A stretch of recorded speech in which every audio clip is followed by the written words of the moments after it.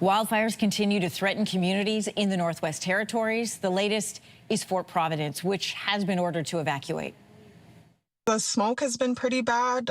It's just going on and off. So when there's days that when we got wind, it will clear up for a few days and then the smoke would come back. So there's just, it's the level, like the living conditions up north, like with all the smoke has been pretty hard. Well, that's one evacuee's experience with the smoke from the fire. Residents were told to head to a reception center in Hay River, which is about 120 kilometers from Fort Providence. For more this morning, we're joined from Yellowknife by Mike Westwick. He is the manager of wildfire prevention, mitigation, and information for the government of Northwest Territories, the officer for that. Good morning, Mike. Good morning. So we know that the residents of Fort Providence have been ordered to leave because the fires were so close. My understanding, the latest information is that they're just 1 kilometer away from the town. What is the situation right now? The situation has remained the same throughout the day yesterday, which is good. We had some slightly more favorable winds yesterday than we did the day before, so the fire didn't advance closer to the community. Our team was able to contain the edge of the fire that had gotten closest to the community, which was about within 900 meters there, which is good, using heavy equipment and crews, but there's still a lot of fire front just on the community's doorstep. We've got some continued favorable winds today coming from the southeast. We don't expect the fire to get closer to the community today based on that forecast. However, we have some challenging days ahead, particularly Wednesday. It's really going to be a critical day for firefighting efforts out here. What are you concerned about on Wednesday? Switch to the north for our winds, meaning that it could push the fire south towards the community.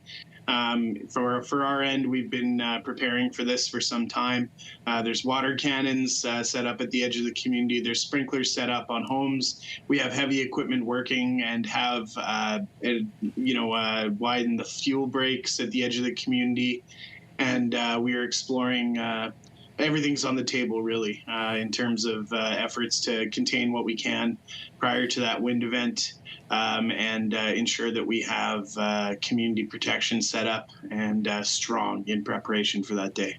Yeah, I'm sure that is a huge comfort to residents who've been forced now to leave their homes. We were showing some aerial shots of your community, of the community of Fort Providence. Not a large community, but 900 kilometers. That's, I mean, you can walk. Or 900 meters, sorry, that's a kilometer. You could walk that distance. The fire is just so close. So it's reassuring, I imagine, for some people to hear what's been done to protect the town. Where are people going who've been evacuated? People have headed to Hay River, a community that welcomed them with open arms and one that has a lot of experience with wildfire evacuation themselves. In 2023, they were evacuated twice, and so I know they're getting good services from folks who really understand what it's like to be in the situation. What are some of the other areas that are currently under evacuation?